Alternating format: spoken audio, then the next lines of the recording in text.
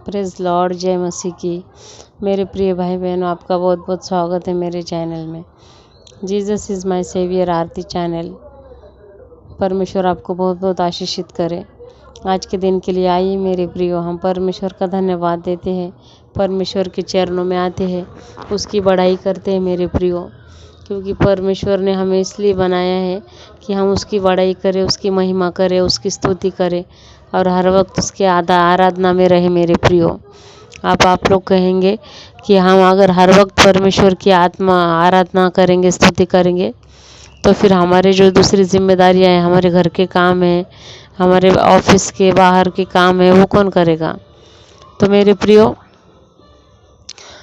हर वक्त परमेश्वर के साथ प्रार्थना आराधना में रहना मतलब परमेश्वर से अपने मन से प्रार्थना करना। यानी कि जब आप प्रार्थना में बैठते हो तब आप अपना मुख खोलकर अपने जुबान से मुख से परमेश्वर की स्तुति करते हो मेरे प्रियो। लेकिन जब आपका मुंह बंद रहता है, आप काम में रहते हो, तो आप आत्मा से परमेश्वर की सच्चाई से परमेश्वर की आराधना कर सकते हो मेरे प्रियो। क्योंकि हमारा परमेश्वर आत्मा है, इसीलिए हमें आत्मा और सच्चाई से ही उसकी आराधना करनी चाहिए मेरे प्रियो। आज आपके दिन जीवन में बहुत दुख होगे, कष्ट होगा मेरे प्रियो। अगर हो सकता है आज का दिन आपके लिए बहुत चुनौती हो, संकट भरा हो।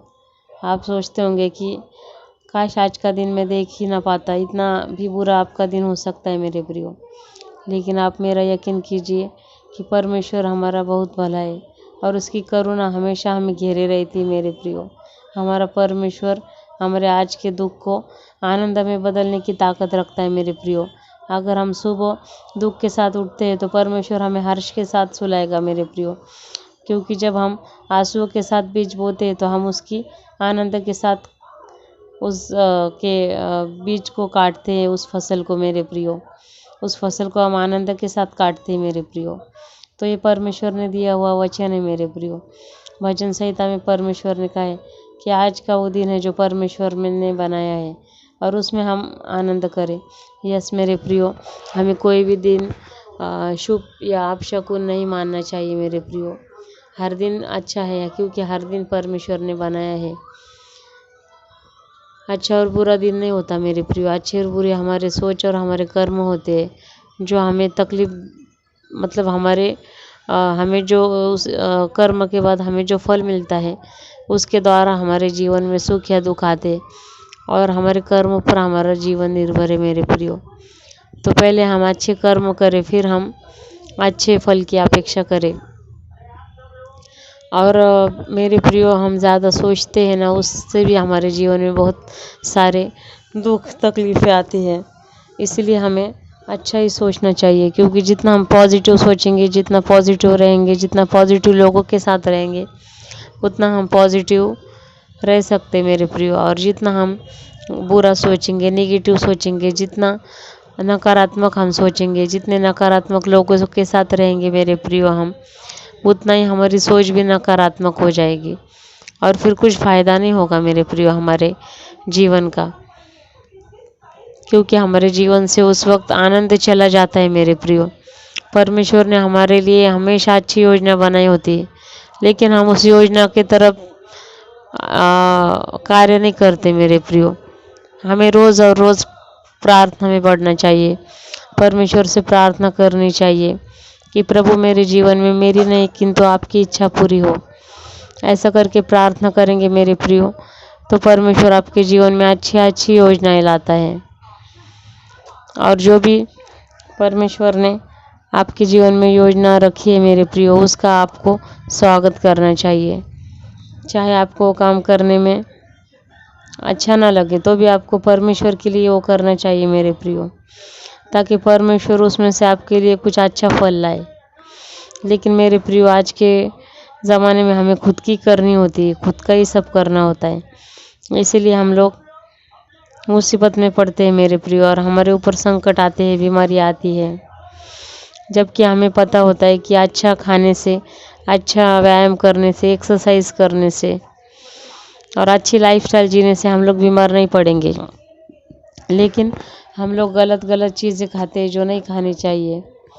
हमारी लाइफस्टाइल लेज़ी हो गई मेरे प्रियो। हम लोग सुबह लेट उठते हैं और रात को लेट तक जागते हैं, ज़्यादा से ज़्यादा मोबाइल देखते हैं। हमारा चलना फिरना बहुत बंद के समान, नहीं के समान हो गया है। और घरों में बैठे बैठे मेरे प्रियो हम इंटरनेट और मोबाइल में लगे रहते हैं। इसीलिए हमारा वेट बढ़ता रहता है और हमें बीमारियाँ आकर घेरती है मेरे प्रियो। हमारे जीवन में बीमारी आती है और फिर हम परमेश्वर को दोष देते हैं। नहीं मेरे प्रियो, हमें ऐसा नहीं करना चाहिए, क्योंकि ये जो हमारी गलती है उसे हमें खुद ही सुधारना चाहिए। क्योंकि परमेश्वर ने हमें अच्छा और बुरा सोचने के लिए अच्छा हृदय दिया है।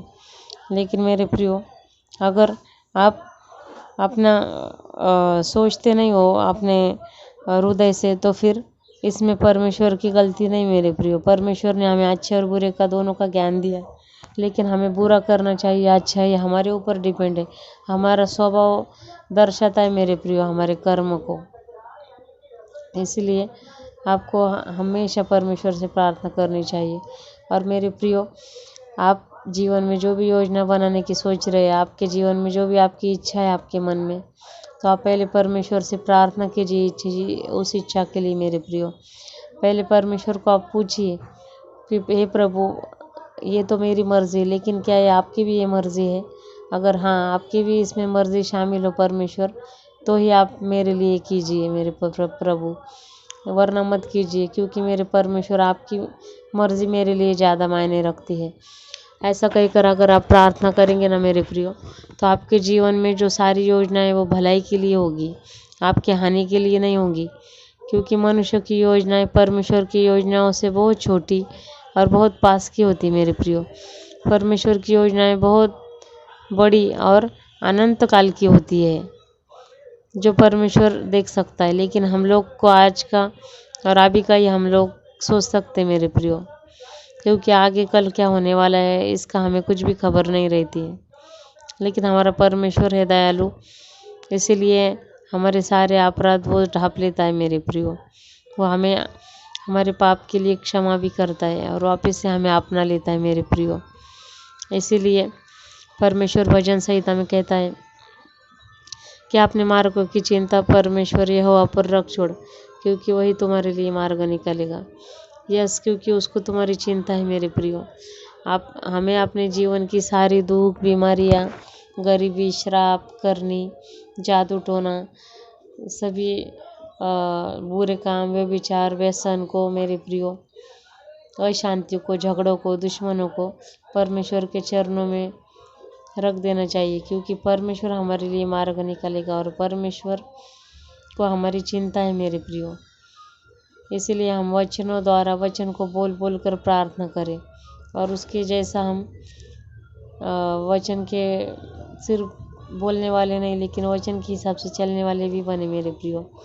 तो हम परमेश्वर को प्रसन्न कर सकते हैं और परमेश्वर की भरपूरी हमारे जीवन में उस वक्त हम देख सकते हैं मेरे प्रियो। मैं आशा करती हूँ कि ये वचन से आप आज बहुत कुछ सीखे होंगे। परमेश्वर ये वचन आपके जीवन में बहुत बहुत आशीषित करे और बहुत आयत से प्रतिफल लाए। मिलते हैं कल एक नए वचन के साथ। तब तक मेरे वीडियो को ज़्यादा से ज़्यादा शेयर कीजिए, लाइक कीजिए और सब्सक्राइब कीजिए। परमेश्वर आपकी सारी इच्छाएं पूरी करे और आप वचन में बढ़ते जाए और आपकी आत्मिक उन्नति हो। जय मसीह की।